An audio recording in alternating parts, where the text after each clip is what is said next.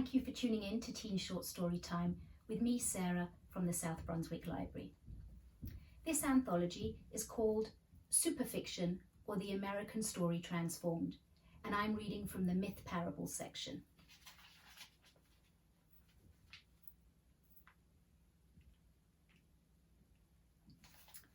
One's Ship by Barton Midwood. I am up to my calves in the sea, the very beginnings of the sea which stretches before me out to the edge of the sky. My ship, my tiny ship moored in the shallows, rocks back and forth anxiously like a schoolboy. The waves lap at its side, the cool waters. Ah, let us go. Let us set forth, my ship. But I am detained. All the women have gathered on the beachhead. We must deal with them, my ship and I. All want to make passage with us. They are shrieking, moaning, imploring. Each woman presents a plaintive, convincing case. Each, it is clear from their arguments, deserves beyond the shadow of a doubt to accompany me. They love me, they cry. Of course, I am irresistible. My rudder is golden, my sails ample. I have shapely legs. On the beach, with the wind blowing in my thin hair, I make an appealing picture. I am the captain of a noble craft, of everything in fact in sight. I am the only man for miles around. I am needed, that's clear. But how should I take them all, these lovely creatures? There is room for but one companion, and frankly, I am loath to take anyone beside myself. I am selfish, utterly. The wind blows in my hair. I turn to them and raise my arms for silence. I shall speak. A hush falls. All eyes grow round and soft and fix me tenderly. The tears flow. It is touching. The back of my shirt bellies like a sail. Ladies, I say, I should like to speak to you individually. Form a line. They fight for first place. They pull one another's hair. They make an undignified spectacle. At last, however, they are in single file. A long line that runs back from the shore, across the beach, out to the road, and to the ends of the earth, for all I know. Nevertheless, I shall give them audience, each one.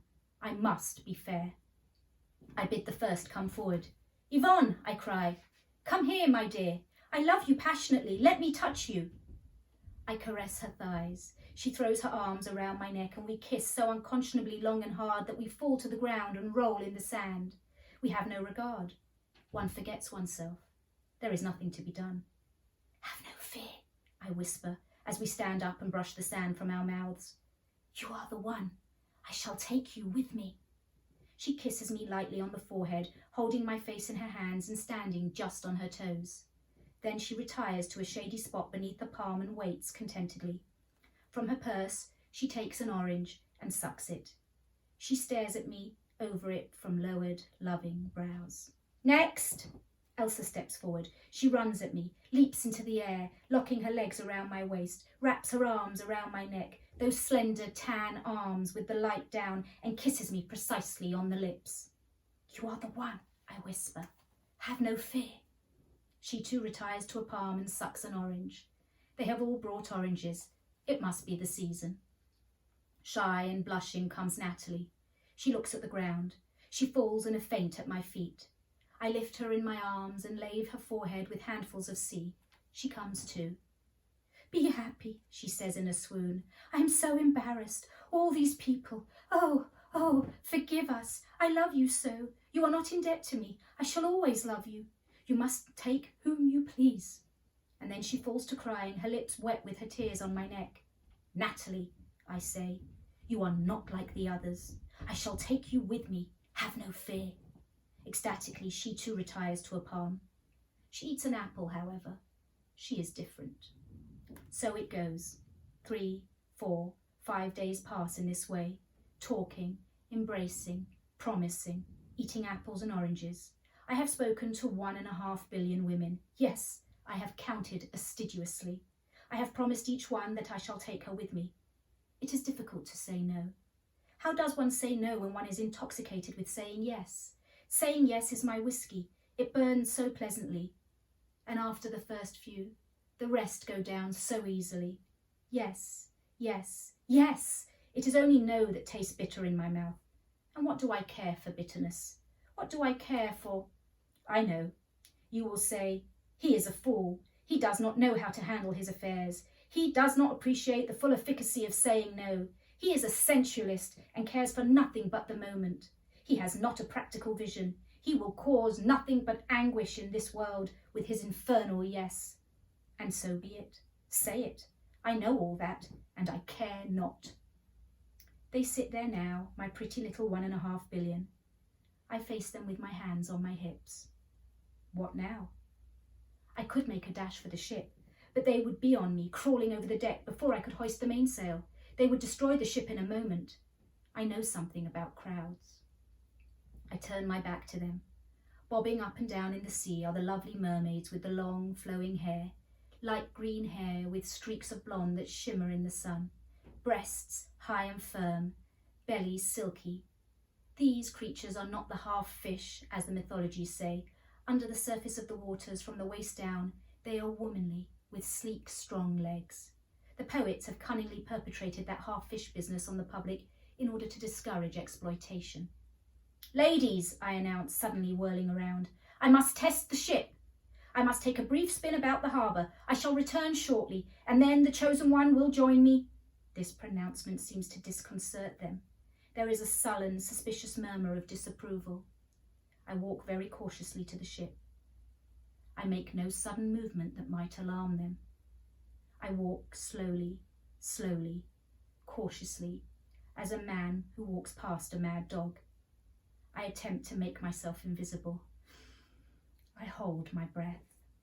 The mainsail is up. I push off. I glide upon the waters.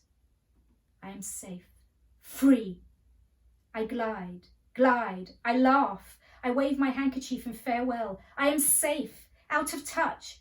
The mermaids beckon me with their arms, their heads tilted slightly upward. They burst into a chorus of song, an ethereal song, fathomless and sea-struck. I cannot whistle that tune, but I hear it in my dreams, every note I know. I have heard it, every note before. Why then can I not whistle it? I am not a bad whistler. In fact, I am rather musical. I know, like the palm of my hand, the music at the bottom of things. There is a rustling sound below, footsteps coming up the ladder from the hold. A woman climbs on deck.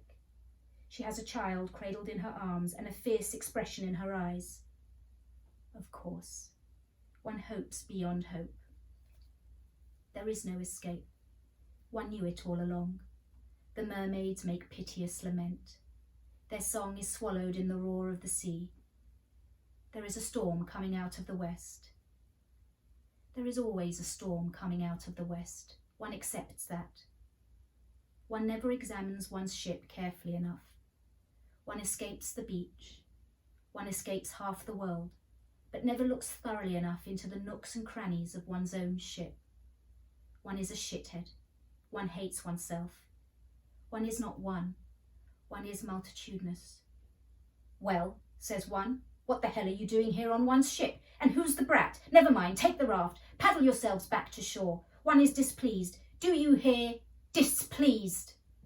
Without a word, she loosens the chains from the raft and kicks it into the sea. The raft, I cry. What have you done? She says nothing. Her eyes accuse me.